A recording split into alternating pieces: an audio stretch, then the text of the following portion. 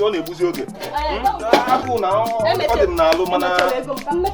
Gabazia, quand tu parles in a year of no guardian.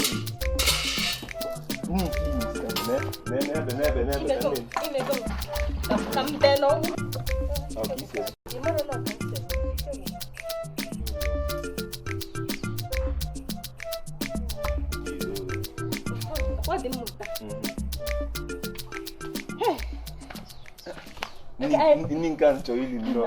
Ike we kam akwanya kwa mi yoko che kam. Mana ninka so. Akwanya yoko. Hapo oko kwa wapi ile oko mba eju e bata. Umwani. Onye yesi tokuwa. Umwani. Onye ki ya akpo wanne gi nwanye ka o wele ifo bo ni na-eme nwanye na ama mgbugo oge.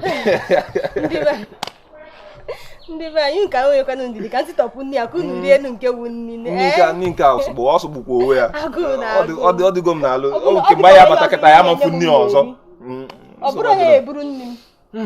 Ndị be anyị daalụ n'ụlọ nne. Ekene m unu ndị be anyị. Anyị na-asị unu nnọọ n'ife mma a na-akpọ Ọgamba. Cherukwa o. Ka ebe akpụkwụ m nọzi. Ihe je chita akpụkwụ m. Na biko anyị ya chita ya anyị pụbazi ya nchili ya. Ayo. Ndị be anyị. Na ABS TV. Channel 24 na TV station gị. Ya na channel 113 na Star Times. Anyị na-asị unu daalụ. Unu amalụgo onye na ọmụnwa bụ Desmond Ifeanyị, Maazị Jigijaga, Ọgamba n'onwe ya. Ọgamba na-enye nsogbu. Afa mbe Ifunanya Okonkwo ndị be anyị. Daalụ n'elie nne. Obodo mkpọ na-aga tata bụ obodo a na-akpọ Ndị Ikelionwu. Ndị Ikelionwu. Nke nọ n'Orumba North. Mgbe echekwana maka ọnwa mgbe anyị lu anyị amalụ ife gbasara Ndị Ikelionwu a ọnwa anọ na ya anyị amalụ ife omini. Ndị be anyị biko soro na ka anyị na-aje Ndị Ikelionwu nke nọ n'Orumba North Local Government, Anambra State.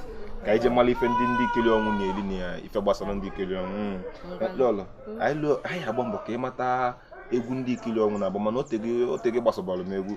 Ekwesịkwa na anyị na-anyị chọlụ m ndị akwụkwọ nni ya ama nzuru m. Ọ bụ na anyị eje ahịa Ndị Ikelionwu ka anyị goro akwụkwọ nni. Nsogbu adịrọ ka anyị na-eje. Ite akalikwa ndị be anyị biko ka anyị na-eje na omenala ụlọ m nọ. Gba mbọ ka iwetala ụlọ nke gị.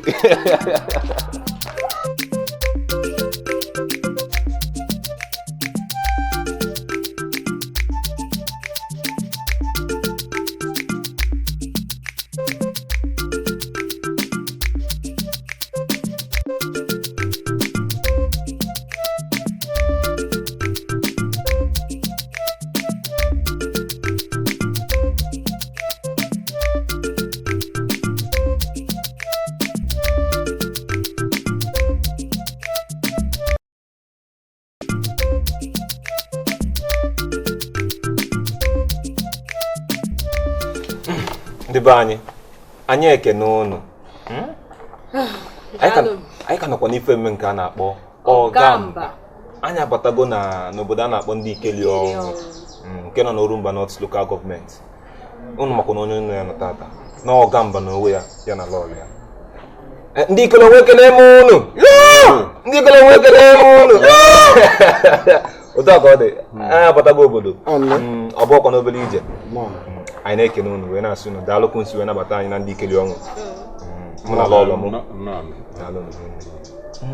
n'ime ife mmanya na-akpọ ọgamba anyị na-ejikwa anya na agamba wee na-akọpụta maka obodo ka obodo si wee malite. Biko onye ichie bido na gị ka ịkwake naanị onye bụ. Aba m bụ Sir James Nwankwọ, eze ogo ndị Ndikelionwu na ndị enyi asaa. Eze ego anyị ekene gị. Ndewo. Onye ichie ekenekwa m gị. Biko ka ịkwakene ndị be anyị onye bụ. Mwa bụ Nwene Emmanuel, Obunagu village ndị Ndikelionwu. Ga-ekwe n'ife a na-etu gị? Ekwueme n'ụlọ. Ifegodi ndị anyị na fanọ tata. Ekwueme na eze ego. Anyị ekene ụnụ. Nna anyị nwere ọtụtụ ajụjụ anyị ya ajụ. Mana anyị egbu ya na nkenke maka oge adịghị. Biko anyị ga-achọ ka akọwakene anyị otu obodo a bụ ndị Ndikelionwu si wee malite. Nke ndị oyibo na-akpọ history. Ka onye bụ ndị Ndikelionwu n'onwe ya, kedu ka ndị Ndikelionwu si wee malite? Ndị Ndikelionwu malitere n'aha nwoke a na-akpọ Ndikelionwu Uvere. Ọ malitere na mgbe a na 1750, mmadụ ihe ya akpọ ya n'Igbo 1750 ọ bịara akụkụ obodo a.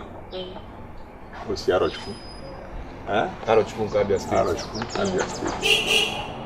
Ọ mbụ ụmụ asaa dị ọkpara ya Ufere, nke na-esi Okoli, nke atọ Kanụ, nke anọ Apaka, ise Ijeọma, isi Ikenwike, ịsa Okafọ. Ọ 1750 ka ọ bịara akụkụ ebe a.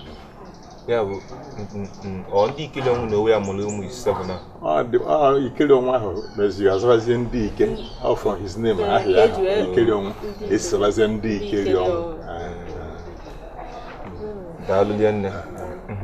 Oge mgbe ọ batazi na obodo a wee nọrọ mmazi ụmụ ụmụ asaa gbasabazie onye ọdụbata werezie ebe ya anọ bifo mwezi a na-amụbazi. Obodo ndị ọzọ nakwa abịa a na-anọkwa ndị mmadụ kwa na-abịa maka na abịa na onye arụ n'oge ahụ udo na-adị, agaghịzi enwe ọgbaghara, so ndị mmadụ a na-abịa na-adịkwu mma mezi abụ ụba. Ekene gị. Eze ego biko ka itinyekala anyị ọnụ n'okwu a, kedu anaka one nọ na ndị Ndikelionwu nke ndị oyibo na-akpọ villages? Ndewo. Gụna lọlọ. Ahụ dịkwana unu na-aba mma. Ọ dị mma. Ọ na lọlọ ga anụbe nwaanyị ma chọba otu onye ya na-aba anyị mana ịnụgwe na ya nwụrụ ọgụ. Ihe dị na ndị Ndikelionwu dị ogo na-eri na nna ya na-akpọ ogo bụ nkwụ, ma ịsụwazie na bekee Igbo ka anyị nọ na ya. Anyị ga-esi na ọdụ ogo na-eri na nna. Enwere ezi okwe, nwee ezi nkwụ Obinigba, nwee ọkpụ n'Ivite, nwee Amagụ na ezi agụ, nwee Arụ n'Ọta, nwee ụmụ Dim, nwee Arụ Ogwe, nwee ndị Ịkpa, nwee ndị Nwedo na ndị Uvere, nwee Obunagu. Ụzọ ogo na-eri na nna nwechara ya bụ one 11 villages. Anyị sị na Igbo ka anyị na-asụ, and a na-asụ Igbo anyị na-asụ asụsụ be anyị. Anyị na-akpọ village ogo iri na nna, ogo na-eri na nna, ogo na-eri na nna. Nna anyị biko kedu ihe ndị Ndikelionwu na-eri, kedu ihe unu na-asọ? Ịma na obodo ọbụla nwere n'ife eji wee malụfa. Ka ihe eji mara unu, ka nne eji mara unu, ka ekwe n'ihe unu na-asọ. Ihe anyị na-eri ihe Igbo na-eri. Ihe anyị na-eri ihe Igbo na-eri. Mana o nwere ihe o ya wee bịaba anyị na ndị Ndikelionwu. Aka iburu ya nwunye mmadụ. Ịchọta mfe a nwunye m aba megharịa asị ka ọ gbaa aka ngọ. Ọ gwọta abacha maka na ọ ka dị ọsọ ọ gwọtazi abacha ha onye unu ata wee zubezie ike. Abacha ha m awụrụ ihe ndị oyibo na-akpọ ọ bụrụ mmalite oriri ihe ya eme ka afọ gị mepee. eweta mmụọ ngwọ nye unu ya ahụ ya bụ na ife ndị Ikelionwu ji anabata ọbịa bụ abacha na mmanya ngwọ ya bụ ndị unu na-eri akala ibutere anyị ya bụ abacha na mmanya ngwọ anyị na-ata anyị na-aṅụ anyị mana na ya abatago ndị Ikelionwu onye ete aka akwụkwọ aba akwụkwọ ebutezi unu tachazi abacha ha onye duzi na ahụ ọ dịka onwe ka unu si bịa ije dị agha maọbụ ọnụnụ nwaanyị maọbụ na a na-akwụ ozu ma na na-eme ihe ebutezi ihe oriri ndị ọdọ ebute mgbadoga onye ndị manya akpọ mgbadoga bụ ụtara akpụ ọnya bụ mgbadoga ebute mgbadoga inoye n'okwu ahụ maka agụ ya bụ inocha ahụ eshie ya ndị rasị a na-eshizi ndị ji agwọrọ agwọ ji mmiri a na-apụtazi na na-eri wee bukpo n'ụlọ ọkụkọ weta anụ onweghị ndị Ikelionwu na-asọ asọ anyị enwe agaha nsọ n'ihe oriri a na-eri ihe oriri bụ ihe na-enye ndụ amana enwe adị ukwu be anyị ọ bụrụ na enwe dobe anya sị na anya na-eriri ya enwe adị ụba anyị anyị na-asọkwu ihe a na-agba eke ụkpọ the small python enwe python ndị na-ahịrị nwe bụọ conscriptor eke ụkpọ nke obere anyị anaghị erikwu eke ụgbọ the small python onye rie enwe ihe ọ ya eme na onwe ihe ọ ya enwe ebe normally traditional something I know about maybe in which shrines in which therefore you avoid such things. You know, happens equal. So we know when you Ogurumba, come on now, you can't do it. And I hear cook by you. And the Banyaga Quarush, the Banyaga Haneve, Ndikelionwu, and Eva Aron Show, and Ndikelionwu, Okabelabani, Bubu, Okabelo Obodo 1904. And daughter she would talk about Reverend Basdi, Biarabania. Bitozioma so ụka bịa kpokọ ihe niile be anyị anyị nwaga ebe a na-asị na ebe ga-arụ nsị ma anyị nwekwara ebe a na-eje ene ihe nnene mgbe oge nke ahụ ruo oge koruo anya jee oke daalụle nne nna anyị onwe ajụjụ m na-ajụ n'obodo ọbụla nga ịmana anyị na-eje mba dị iche iche mba ọbụla m na-eji obere ihe ego m na-eji egote ihe m na-eji n'ahịa nke ya nwa na-enye m ngote ihe m na-eji unu na-enwekwa ahịa onwekwa ahịa dị n'Ikelionwu onwe ahịa unu na-azụ obodo enwe ahịa ọ nọ ahịa dụgaba anyị gboo anyị na-azụ nkwọ ndị Ikelionwu fa nketa adị nfa anyị na-azụ nkwọ mgbada na ọrụ enwere ka a na-akpọ ụdara nkwọ ọka aka na awụ nkwọ dụrụ mana abịa na-azị adụ n'ime obodo ha ihe a na-ebufutezi abịa n'ụzọ bekee ebe mmụọ ya moto na-abụ na-ahụ ụzọ na-ahụ ndị na-abịa abịa onye gbafeji ekwụsịgoro ihe na-abịa be anyị fa awụ nkwọ be anyị nkwọ ndị Ikelionwu dị na mgbogo ka a na-akpọ na mgbogo post ebe ahụ anyị na-azụ abịa nkwọ jee ka anyị gote ihe ọhụrụ ị chọrọ. Ife ọzọ mma chọkwa ka njụ abụ nke anyị ji wepịachi ego kedu maka anyị ekwubekwa n'okwu omenala ndị Ikelionwu mana anyị ejebe igwe be eze na-akpọ ya eze anyị ejebe eze ka anyị kwuo maka omenala ndị Ikelionwu mana kwụna nkwake na anyị kedu ebe nkiri anya nọ n'ndị Ikelionwu ife dịka ndị oyibo na-akpọ tourist attraction ọ ya bụ onye bịa bata obodo asị ngwa ka eje ebe dị otu a ka eje ebe dị otu a ka eje legharị anya unu ewekwala ife dị otu a na Ikelionwu obodo onwe ka a na-eje eme nkiri obodo anyị mọnawa obodo Ikelionwu nwere ka a na-eje enene unu bịa ahụ aba anyị gbunu efe eje anyị duru unu gaa na mmiri a na-akpọ Obutu eji m ite mmeje ekwu gaa na mmiri ọ na ihekwa abịa aba Obutu na-eri mmadụ kama ihe abanye achọ otu nwa okorobịa dị ihu n'azụ ebe mụnwa na ya mụọ bụ OGAMBA ihe kuru mmiri nne maka onye bịara be anyị mmiri a na-agụwe mmiri dobe anyị anyị ekene unu ndewo daalụ dịde nne ndị be anyị ọ na-anụgo n'akụkọ gbasara ndị Ikelionwu am na agwa gị eziokwu mana ọkọlọ wee gwụkwa ahụ ọgwụlọ wee gwụ anyị ka na-aga anyị ga na nke igwe ọkọla ya maka omenala anyị ejekwa nụ mmiri a na-akpọ Obutu anyị afụkwanụ ka ya bụ mmiri dị ụnụ afụkwana azụ m na-egbutela ọlọ ya oji wee si nri ụnụ amara na mụnwa bụ OGAMBA tozuru etozu m na-egbute azụ na ya bụ mmiri mgbe anyị lụrụ ya bụ mmiri ndị be anyị biko nụ ka anyị soro na anyị ka anyị na-aga nụ anyị ka nọkwa n'ife mma a na-akpọ OGAMBA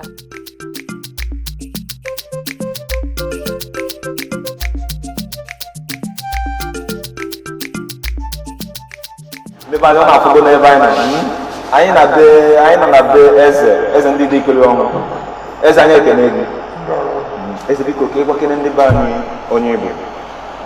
Ọ bụ Chukwuemeka Ike Vincent Unaha ma azụ na-akpatara na nne Chukwuemeka Ike onye Ndikelionwu. Ana m azakwu prọfesọ Eze Ndikelionwu. This is my 10th ahịrị as Eze Ndikelionwu. Eze anyị ekene gị. Na asị na omenala ndị dịrị ndị omenala nke eji malụ ndị. Biko ka ịgwakene anyị maka omenala ndị Ndikelionwu na-emekarịsị dị oke mkpa. Nya na be anyị o nwere nnukwu omenala a na-enwe na Ikeji a na-eme na mbido ịkọ ihe na March. Nwee iri ji a na-eme mgbe eriwere ihe na Ndikelionwu ịkọ ji ka eji wee gbara mgbe ọjị bata nna m bụ ọkọrọ ji nyere ọkpanagụ ka a na-etu maka ịkọ ji ọ na-eme. So omume anyị na-eso ihe gbasara iri ji. Ikeji na-awụ na March ibido ọkụkọ ihe anyị Ikeji bụ ka anyị wee nwee ike wee yọọ Chineke ka onye anyị mmiri ozuzo nye anyị ahụike nye ihe na-enyere anyị aka ka anyị kọọ ihe rite ihe dị mma na ya. So anyị na-enwe ezi enwekwu aṅụrị ndị be anyị agbakọ mmọnwụ abịa etinye mmọnwụ wee nwee aṅụrị a na-azụga ndị arọ niile bi na Orubaba dịka gọọmenti. A na-aza ndị arọ ndị enyi 7 a na-atụga ka ọ daba n'otu oge wee mee ya. Nke ọzọ wụzi na mgbe baba anyị first Saturday in September mana September October nke anyị na-agba iri ji. Nke a ka anyị wee kelee Chineke na onye gwa anyị ezigbo ọkụkọ ihe anyị kọọta ihe na na-erute. Tupu anyị erie ya anyị chọrọ ka anyị tụọ mma kelee ya. Anyị na-eme iri ji ọ nnukwu emume ka ọgwụgwọ ndị anyị nwere ichi echichi onye ndị ọzọ bụsie ya eme mana nnukwu ihe ka iri ji. Anyị anaghị eme ọfala ọfala ahụ abụ asụsụ be anyị. First ọfala second ọfala egwube mgbe na nzukọ ndị igwe a na-ekwu second ọfala agba mmadụ nwọba anyị eji ọrụ igwe eze tupu enye ihe a na-asị ọ gara n'ofe eberezi ka mgbe ị ga-eji etinye na ya etinyecha ya na ka mgbe ọzọ ya akpa ya wee mesoro omenala wee bụrụ na Dalili nne eze anyị ekene gị.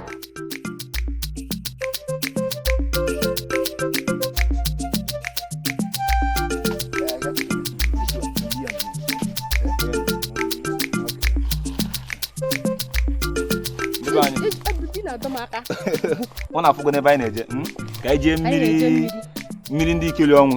Nekwa na o ji ebuli ite ka o jekute mmiri ite na-anyịgbu ya ọ na-anyịgbu ya asịkwa m ya buli ite mana ka anyị na-eje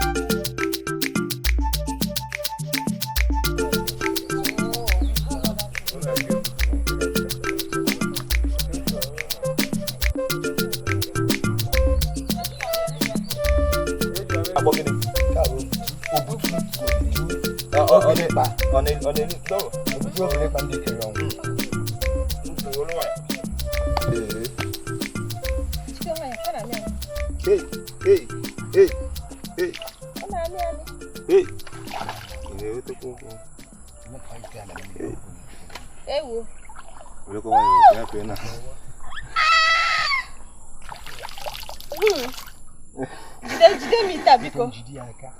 Yeah.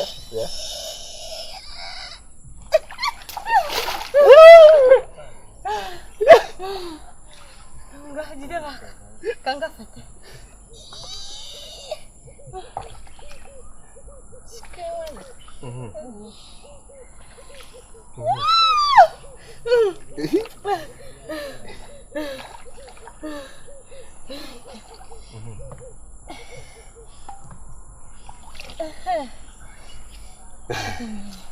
Ndị anyị na-afụgo n'ebe anyị nọ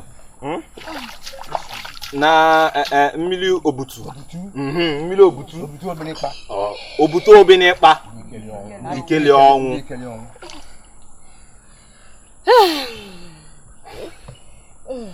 anyị ekutegonu mmiri nna ike inwe ikwu maka mmiri a enwere ike ikwu na mmiri a bụ na mmiri a obutu obinikpa Ndikelionwu n'ihu Ndikelionwu fe n'ihu Kanu ike the whole ndị ihe n'ichiri Ndikelionwu ụmụ Ndikelionwu saa na amụrụ saa so mmiri a dị n'ihu ha na-echu na-ekute na-eme ihe niile a na-eme na-egbu azụ nke nnufuguru ndị na-akụ azụ n'ime nkịta so na ọ bụghị ihe ọfụ nọ efu eme ka ọ bụghị efu eme ọ dịbụ ọ na-ata ata ọ dịrị gaba nwa tutu okwuru otu aka ọ dị daalụ nne daalụ ndị be ọ na-anụgonu ya maka ya bụ mmiri anyị akwakwalakwa nke anyị na-ebutelu gị ya nsogbu adịrọ ọkwa n'alụ oke iwere ya sielu m nri ndị be anyị ka nọkwa n'ife mme nke a na-akpọ ọgamba ọ na-afụgo na onye na ya nọ ọkwụ onye obodo ka ọ bụ onye obodo Ndikelionwu biko ka ikwekene anyị onye aha m bụ nwa maazị Udochukwu Ọgbaji abụ m Town Union Executive bụ Youth President and a member of Ndikelionwu 11th Cabinet. Daalụ nne. Biko nwee ike igwe anyị maka gọọmenti ihe na gọọmenti wepụtara na-akpọ Choose Your Project Initiative onwe nke na-aga n'iru na obodo Ndikelionwu. Choose Your Project Initiative gọvanọ wepụtara nke 2017 Ndikelionwu utilize go nke ha ọfụma na anyị ji were doctor's quarter of 2 flats so aka complete ya from 2017 part of ego for na health doctor's quarter ka ejikwa wee tinye na hall anyị bidoburu before the project initiative ya bụ na Ndikelionwu alụgo doctor's quarter for ndị doctor na health center do doctor's quarter for doctor na health center all the 2 flats 2 bedroom flat each with kitchen wee lụkwa wee werekwa ego nke fọrọ na ya wee tinye na hall mana arọchabeghị hall adịbeghị complete so anyị na-eche weta the next month ewere complete hall wee mekwa fence na this health center to protect daalụ na ya bụ na gọọmenti na-alụ gọọmenti ndị anyị na-afụgoni ya daalụ n'olie nne ndị be anyị ebe a ka anyị ga-eweta ọgamba nke izu ụka isi njedebe daalụnụ unu afụgo na anyị si wee jee Ndikelionwu gaa oru mba nọt wee gosikwanụ emu mmiri maka agụụ na-agụ gị nwee ike ikunye gị ịṅụọ ọkwa maka nni lọlọ m sinyebere n'ụlọ anyị ma na oye gonu ka nje mmiri a wee chịtọpụ ya ịma akwụkwọ nri ahụ asabeghị ya m si gị gbata mmiri gbata m obere mmiri nsogbu adịrọ ka anyị nabazi ya nke anụ were asatọpụ akwụkwọ nri daalụ n'olie nne ndị be anyị kwunsi wee sonyela anyị n'ife mme a na-akpọ ọgamba nke a na-ewetara gị na ABS TV channel 24 na TV station ya na channel 113 na Star Times unu ga-agba mbọ konsere anyị n'izu ụka na-abịa abịa ọ na-amalụgo ndị nọ na fanụ ọmụ bụ Desmond Ifeanyị ọgamba na onwe ya onye nke a na-akpọ Maazị Jigijaga nnekwe n'anya n'afọ onye Chukwu ji wee chọọ m mma ịfụnanya Okonkwo bụ afọ daalụnụ ka anyị kpọbazie ya Ugo Ọgamba maka Ndikelionwu Stefana na-akpọrọ ọrụ na